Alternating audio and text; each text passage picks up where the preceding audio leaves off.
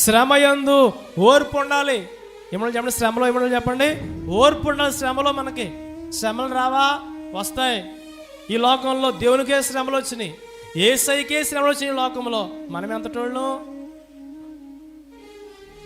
శ్రమలు వస్తాయి. శ్రమలు ఏమన్నా చెప్పండి, శ్రమలో మనకి ఏమన్నా చెప్పండి, శ్రమలో ఓర్పు గలవారై ఉండండి, ప్రార్థన యందు పట్టుదల ఉండాలి. ఏమని చెప్పండి, ప్రార్థన ఏమని చెప్పండి, పట్టుదల ఉండాలి. మనకి ప్రార్థనలో అడుగు, దేవుణ్ణి ఇస్తాడు. దేవుడు నీకు, ఆయన ఇవ్వడానికి నీ కోసం ఉన్నాడు. ఆయన నీకు ఇస్తాడు. నువ్వు ఏమి కావాలో అడుగు, దేవుడిని కదా ఖచ్చితంగా ఇస్తాడు. ఎప్పుడు?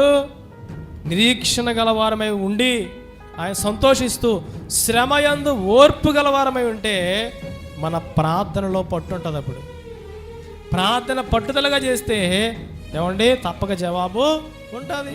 మనం చేసే ప్రార్థన ఎలా ఉండాలి చెప్పండి, పట్టుదల కలిగి ప్రార్థన చేయాలి.